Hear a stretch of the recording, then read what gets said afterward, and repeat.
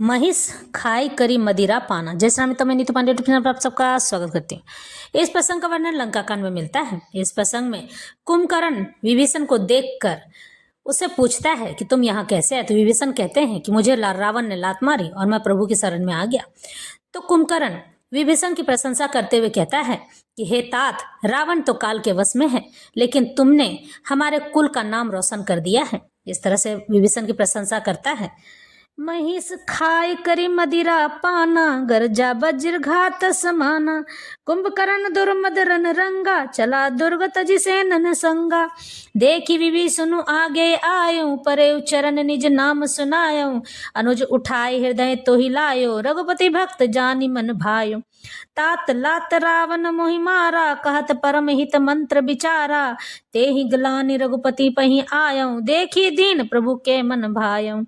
सुन सुत भयउ काल बस रावण, सो की मान अब परम सिखावन। धन्य धन्य तय धन्य विभीषण, भयउ तात निशिचर कुलभूषण। बंधु दबंस तय किन्न उजागर, भजेउ राम शोभा सुख सागर। वचन कर्म मन कपट तजी, भजेउ राम रणधीर। ताजुन निज पर सूझ मोही, भयउ काल बस वीर। इस पर श्री रामचंद्र जी के रूप और गुणों को स्मरण करके वह एक क्षण के लिए प्रेम में मग्न हो गया। फिर रावण ने करोड़ों घड़े मदिरा और अनेकों भैंसे मंगवा दिए।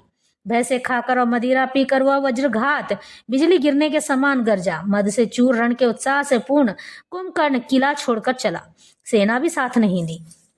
उसे देखकर विभीषण आगे आया और उसके चरणों पर गिरकर अपना नाम सुनाया। छोटे भाई को उठाकर उसने हृदय से लगा लिया और रघुनाथ जी का भक्त जानकर वे उसके मन को प्रिय लगे, यानी कुंभकर्ण को। विभीषण ने कहा, हे तात, परम हित कर सलाह एवं विचार कहने पर रावण ने मुझे लात मारी थी। उसी ग्लानि के मारे मैं रघुनाथ जी के पास चलाया, उनकी शरण में। दीन देखकर प्रभु के मन को मैं बहुत प्रिय लगा। कुंभकर्ण ने कहा, हे पुत्र सुन, रावण तो काल के वश में हो गया है, उसके सिर पर मृत्यु नाच रही है। वह क्या अब उत्तम शिक्षा मान सकता है? हे विभीषण, तू धन्य है, धन्य है, धन्य है। हे तात, तू राक्षस कुल का भूषण हो गया है।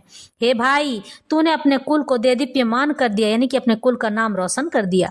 जो शोभा और सुख के समुद्र श्री राम जी को भजा है, मन वचन और कर्म से कपट छोड़कर रणधीर श्री रामचंद्र जी का भजन करना। हे भाई, मैं काल मृत्यु के वश हो गया हूँ, मुझे अपना पराया नहीं सूझता है, इसलिए अब तुम जाओ। और जाकर भाई के वचन सुनकर विभीषण लौट गए और वहां आए जहां त्रिलोकी के विभूषण श्री रामचंद्र जी थे। विभीषण ने कहा, हे नाथ, पर्वत के समान विशाल देह वाला रणधीर कुंभकर्ण आ रहा है और वह बड़ा ही भारी और बहुत बड़ा है।